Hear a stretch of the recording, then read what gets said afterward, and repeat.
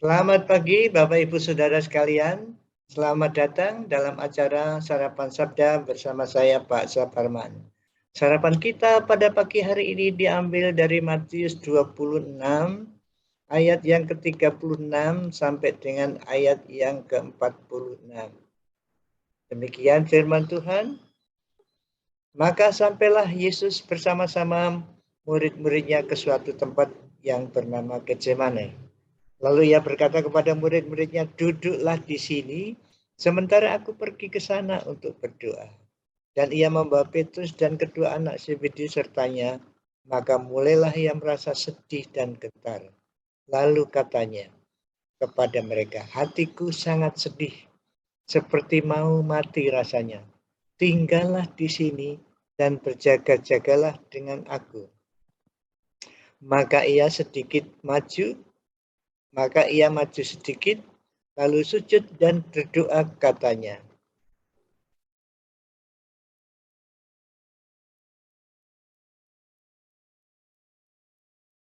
ya Bapakku, jikalau sekiranya mungkin, biarlah cawan ini lalu daripadaku. Tetapi janganlah seperti yang ku kehendaki, melainkan seperti yang engkau kehendaki.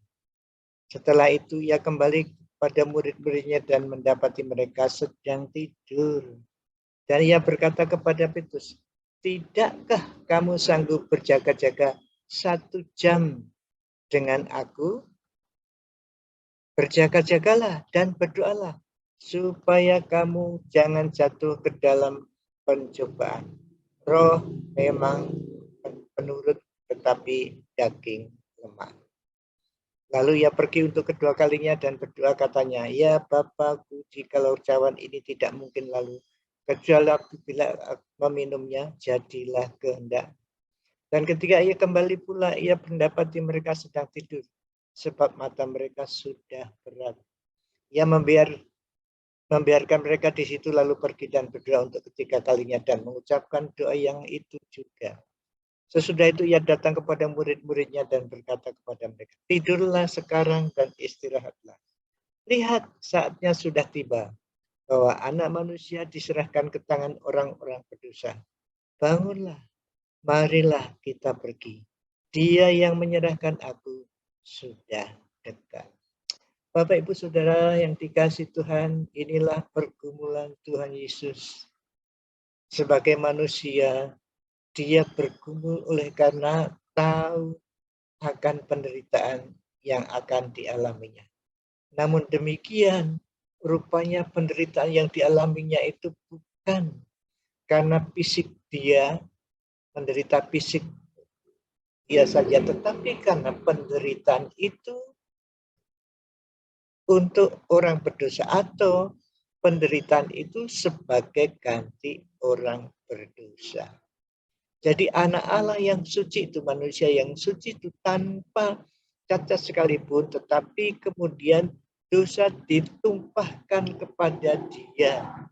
Jadi bayangkan saudaraku yang dikasih Tuhan Yesus, orang tanpa cacat setitik pun dosa ada, tiba-tiba dia dianggap berdosa. Artinya di kayu salib sebagai penjahat yang sangat jahat. Memandang itu Tuhan Yesus katanya, sedih hatiku. Ia menghadapi maut, ia ditimpakan dosa, ia melihat kengerian dosa itu. Dan ia menanggungnya supaya orang-orang bisa selamat. Berbeda dengan murid-muridnya yang diajak untuk berdoa tidak kuat. Roh mau, tetapi tubuh lemah. Inilah bedanya. Bedanya antara manusia yang punya tabiat dosa, manusia yang melakukan dosa, manusia yang mempunyai dosa pertalian dengan Adam. Berbeda sama sekali dengan manusia Yesus. Manusia seperti Bapak Ibu Saudara sekalian dinasihati. berjaga-jagalah, dan berdoa. Ayat-ayat ini ditulis oleh Matius pertama jelas menjelaskan bahwa pengorbanan Tuhan Yesus untuk dosa-dosa manusia. Yang kedua,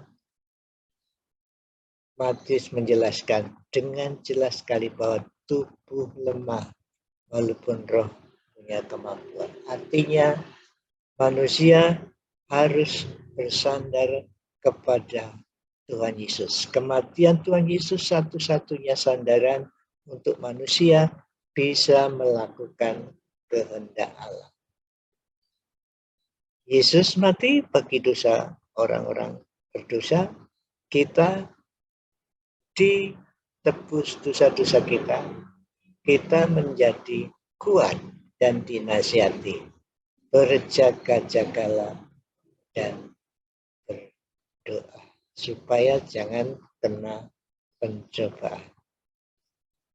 Nasihat ini ditulis oleh Matius yang diucapkan oleh Tuhan Yesus kepada Petrus dan teman-temannya yang betul-betul memang perlu awas, perlu berjaga-jaga dan berdoa supaya dijauhkan dari pencobaan. Nah, kita tahu mereka nanti lari semuanya ya, kecuali Yohanes mengikuti terus. Jadi di kala itu Tuhan Yesus sudah mengingatkan, berjaga-jagalah dan berdoa. Murid-murid tidak kuat. 3 orang itu juga tidak kuat menemani Yesus berdoa. Murid-murid juga tidak kuat. Mereka semua lari menghadapi pencobaan. Karena jelas sekali mereka tidak berjaga-jaga. Berjaga-jagalah dan berdoalah supaya menang atas pencobaan. Mari Bapak Ibu Saudara dan saya siap-siap dan terus berdoa supaya kalau pencobaan datang kita dapat mengatasinya dengan pertolongan Tuhan. Amin. Tuhan Yesus, kami bersyukur Engkau telah menasihati kami di tengah-tengah kesedihan-Mu. Engkau akan mati dan tahu betapa ngerinya hukuman dosa itu. Tapi dosa itu ditimbahkan kepadamu ya Tuhan Yesus. Engkau mengerti begitu ngerinya dosa itu. Engkau masih mengingat kami, menasihati kami supaya berjaga-jaga dan berdoa. Oh Tuhan, terima kasih kasih-Mu yang luar biasa. Di tengah-tengah kesedihan, Engkau masih ingat kami. Oh Tuhan, terima kasih. Terima kasih. Ya Allah Roh Kudus, tolonglah hari ini supaya kami kuat untuk menghadapi masalah pencobaan di dalam kehidupan kami sehari-hari. Ya Roh Kudus, beri kekuatan untuk kami berjaga-jaga, sadar terus akan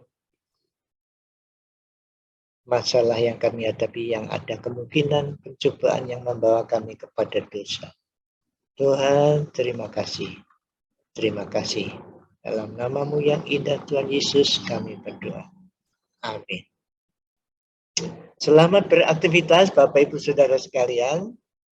COVID belum selesai, jadi masih pakai masker, jaga jarak, jauhi kerumunan, sering cuci tangan, dan kurangi mobilitas. Tuhan Yesus memberkati Bapak Ibu Saudara dan saya. Amin.